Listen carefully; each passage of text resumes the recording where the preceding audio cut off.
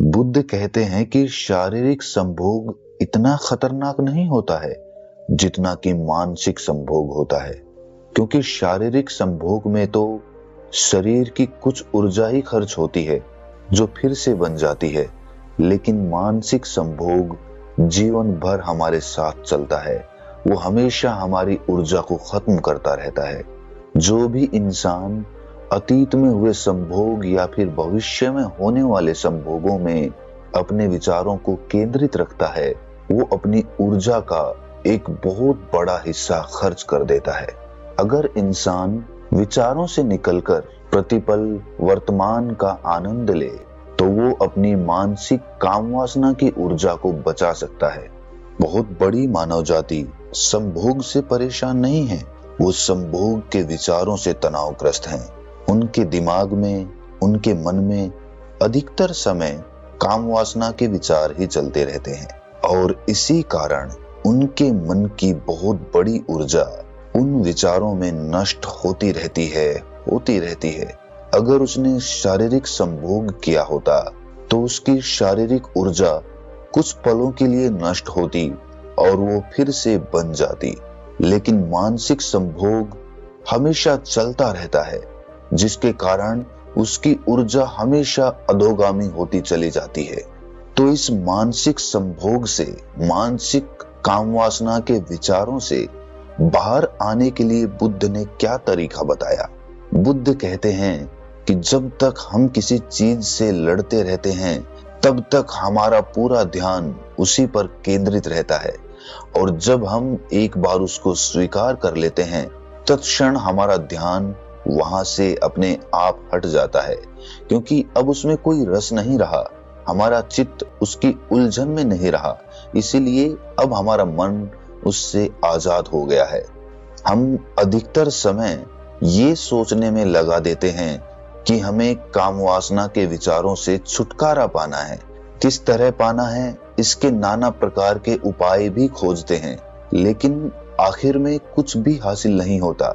वो विचार ज्यों के त्यों हमारे मन को गिरफ्त में रखते हैं, क्योंकि हमारा चित्त उससे लड़ रहा है, उससे बचने का समाधान ढूंढ रहा है, उपाय खोज रहा है।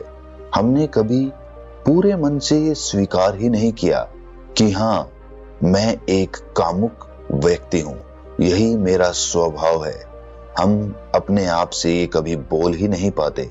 अगर बोल पाते तो हमारा चित्त और हमारा मन इन विचारों से अपना ध्यान हटा पाता। बड़े मजे की बात है, जिस भी चीज से हम बचना चाहते हैं हम उसी चीज का चिंतन शुरू कर देते हैं, और हम जितना ही उस बारे में चिंतन करते जाते हैं वो हमारे चित्त में उतनी ही गहरी बैठती चली जाती है, क्योंकि अधिकतर समय हमारा मन उससे छुटकारा पाने के उपाय के बारे में सोचता है। मतलब कि हमारा ध्यान उसी बिंदु पर केंद्रित हो जाता है। अगर हम अपने उस स्वभाव को स्वीकार कर लेते तो हमारा ध्यान किसी दूसरे केंद्र पर अपने आप स्थापित हो जाता। लोग अपनी काम वासना को मिटाने के लिए, उन विचारों से छुटकारा पाने के लिए नाना तरह के प्रयोग करते हैं, नाना तरह के उपाय अपनाते हैं।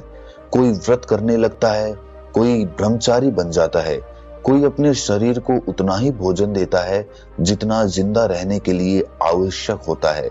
वो समय समय पर उपवास करता है, क्योंकि उसे लगता है कि भोजन जो ऊर्जा हमें देगा उससे काम वासना पैदा होगी।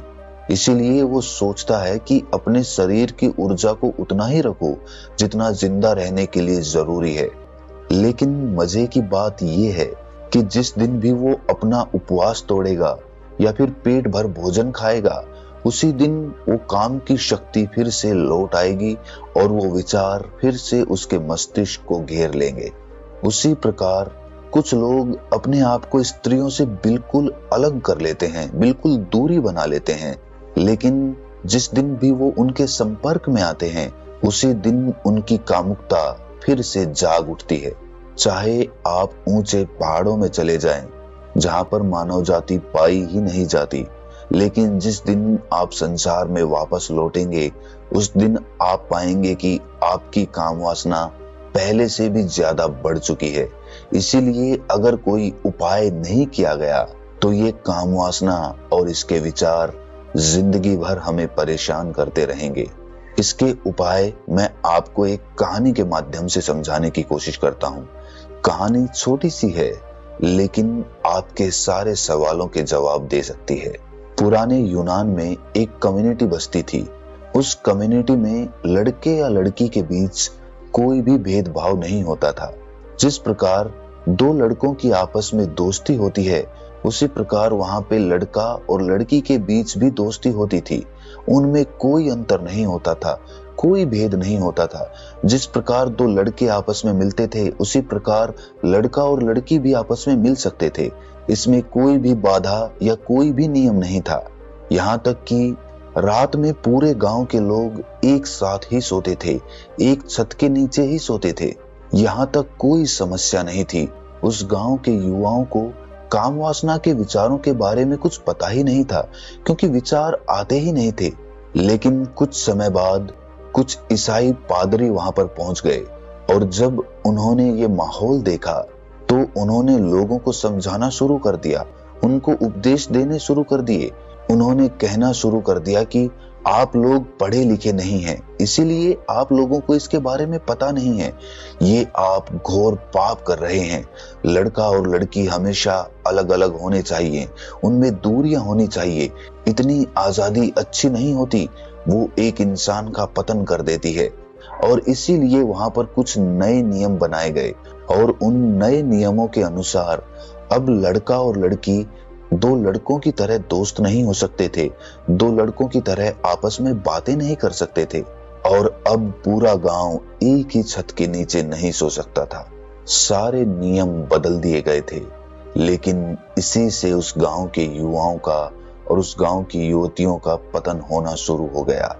अब तक उन्हें काम वासना के बारे में कुछ भी नहीं पता था, लेकिन जैसे ही उस गांव के लड़के और लड़कियों के बीच दूरी बना दी गई, वही दूरी उन्हें एक दूसरे की तरफ खींचने लगी। याद रहे, जब तक दो इंसानों के बीच दूरी नहीं होगी, तब तक आकर्षण या फिर कहें खिंचाव एक दूसरे की तरफ पैदा नहीं होगा। लेकिन जैसे ही आप दो इंसानों के बीच दूरियां बना देते हैं, वैसे ही एक दूसरे का आकर्षण, एक दूसरे की तरफ खिंचाव अपने आप उत्पन्न हो जाता है। अब उस गांव के युवा और युवतियां एक दूसरे का विचार करने लगे, शारीरिक संभोग से हटकर मानसिक संभोग करने लगे, और यही उस कम्युनिटी का सबसे बड़ा पतन का कारण बना। शारीरिक संभोग में कोई दोष नहीं है, वो प्राकृतिक है, वो प्रकृति ने हमें दिया है, और ना ही उससे हमारी ऊर्जा उतनी खर्च होती है जितनी कि मानसिक ऊर्जा से होती है। तो मानसिक ऊर्जा का पनपने का सबसे बड़ा कारण होता है युवक और युवती के बीच की दूरी। जब भी आप किसी युवती से बात नहीं कर पाते हैं, या फिर कोई युवती किसी युवक से बात नहीं कर पाती है, एक दूसरे से घुल मिल नहीं पाते हैं, तब उनके मानसिक विचार एक दूसरे पर केंद्रित हो जाते हैं। वो बात नहीं कर रहे, लेकिन उनके भीतर, उनके मन में एक दूसरे से संवाद चल रहे होते हैं। इसीलिए अगर कोई भी युवक मानसिक काम वासना से ग्रस्त है, उसके विचार हमेशा दूसरी युवतियों के बारे में सोचते रहते हैं, तो उसे ख्याल करना चाहिए। उसे अपना कदम बढ़ाकर उन युवतियों से बात करने की कोशिश करनी चाहिए, और जैसे जैसे वो उनसे बात करने लगेगा, वैसे वैसे वो पाएगा कि जो विचार, जो काम वासना उसके दिमाग में भरी हुई थी, वो काम वासना अब धीरे धीरे खत्म हो रही है। और एक समय पर वो पाएगा कि जिस स्त्री के विचारों में वो हमेशा घिरा रहता था, उसके कामुक विचार पनपते रहते थे, अब उसी स्त्री से संभोग करने का ख्याल उसके मन से पूरी तरह से विलीन हो चुका है।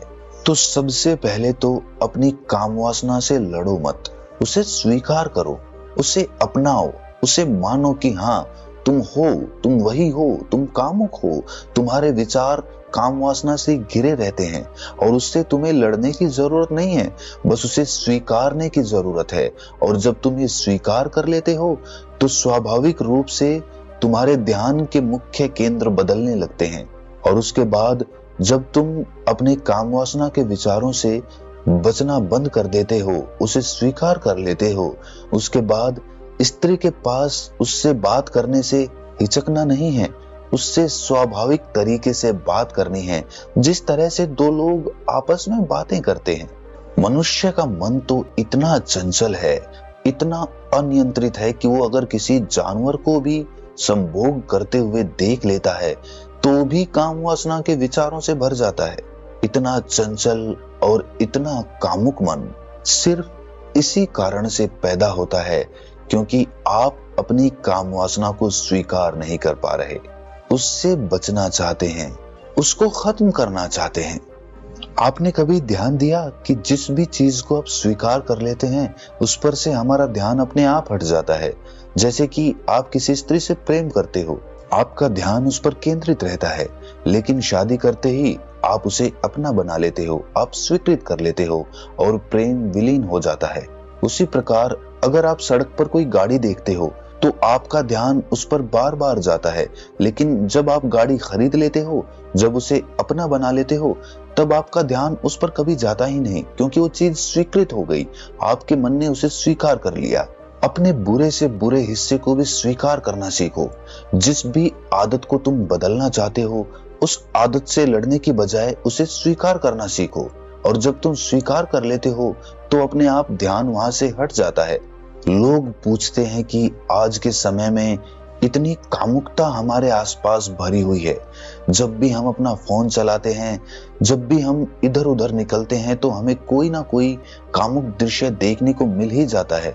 तो ऐसे में हम कैसे अपने आप को बचाएं? बचाने का सवाल ही नहीं पैदा होता। जो ये सवाल कर रहे हैं वो अपनी कामुकता को बढ़ावा दे रहे हैं। आप दृश्य देखते हैं और देखकर आगे निकल जाते हैं। आपको क्या प्रयोजन है उससे बचने का? आपने उसके लिए तो रास्ता नहीं पकड़ा था, उसे देखने के लिए तो आप उस रास्ते पे आगे नहीं बढ़े थे। वो तो रास्ते में खुद ब खुद आ गई, और खुद ब खुद आई है तो खुद ब खुद चली भी जाएगी। लेकिन अगर आप उससे बचना शुरू कर देते हैं तो अपने दिमाग में, अपने मन में उस चीज को पूरी तरह से जगह दे देते हैं, और जब वो चीज जगह पा जाती है तो धीरे धीरे अपना साम्राज्य आपके मन पर बना लेती है। जब तक आपका मन काम वासना या संभोग से ऊपर के आनंद को नहीं जानेगा, जब तक उसका स्वाद नहीं चखेगा, तब तक उसे काम वासना या संभोग से बड़ी कोई चीज नजर नहीं आएगी। लेकिन जिस दिन आप उस परमानंद का स्वाद चख लेते हैं, उसी दिन से आपको पता चल गया कि आपको जीवन में क्या हासिल करना है, क्योंकि परमानंद से बढ़कर आनंद किसी चीज में नहीं होता।